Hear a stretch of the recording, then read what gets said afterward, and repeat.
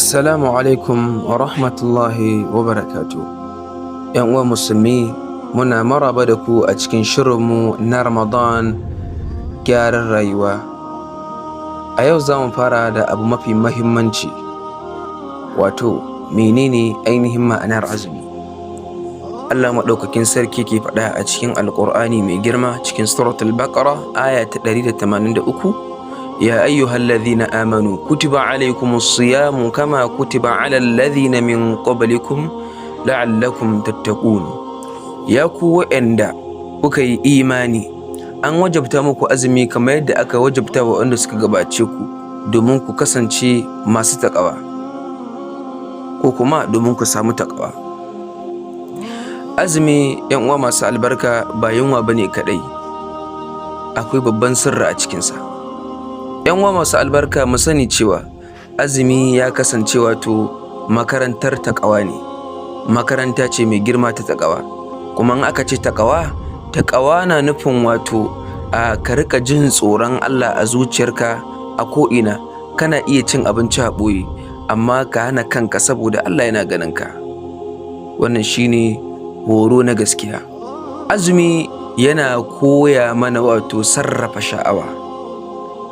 Mecece sha'awa? Mutum yana sha'awar abu kamar haka: abinci, sha, fushi, magana mara kyau ko kuma kusantar iyali. Amma azumi yana koyar da mu ka iya wato barin wannan abu saboda Allah subhanahu wata'ala, ba wai domin ba za ka iya yin haka bane ba. ‘Yan uwa masu albarka mu sani cewa ba duk mai yunwa bane mai azumi a wurin Allah subhanahu wataala, domin Annabi sallallahu alaihi wasallam ya ce wataƙila mai azumi baya samun komai sai yunwa da ƙishirwa. Me dalili? Idan kana yin gulma ko zagi ko ƙarya ko kallon abin da yake na haramun, to azuminka kana iya rasa ladan wannan azumin, sai dai kawai kasance kana wato horo yunwa wa kanka. ‘Yan uwa masu albarka, azumi gyaran zuciya ne, ba ci kaɗai, ba wai iya cin abinci bane kaɗai. Idan zuciya ta gyaru, hali ya gyaru, mu'amala ta gyaru, rayuwa ta gyaru, to wannan mutum ya samu garan bawul mai kyau a rayuwarsa.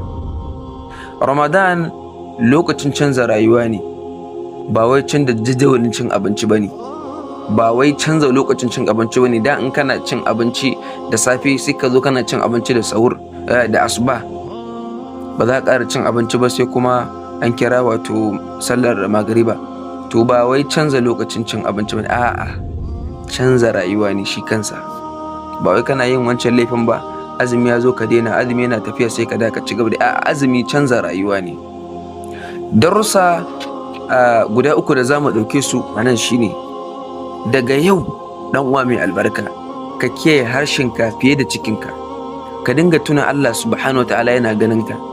Duk lokacin da zuciya ta so wato aikata wani abu na zunubi, ka ce a'a ina azumi saboda Allah. A zuciyarka ka faɗa wa kanka haka. Yau ka gwada wannan abu guda uku ɗan uwa mai albarka. Ka kiyaye wato harshenka fiye da cikinka, ka dinga tuna Allah yana ganin ka. Sannan kuma duk lokacin da zuciya ta so zunubi, ka ce mata ina yin azumi saboda Allah. Yayan uwa masu albarka, masu karamci, ku gwada wannan domin samun kyakkyawar rayuwa, domin samun wato rabo mai girma a wajen Allah subhanahu wata'ala. Ya Allah, ka karɓi azuminmu, ka sanya mu a cikin masu samun taƙawa, ka gyara zukatanmu, ka gafarta mana zunubanmu. اللهم آمين يا حي يا قيوم. والسلام عليكم ورحمة الله وبركاته.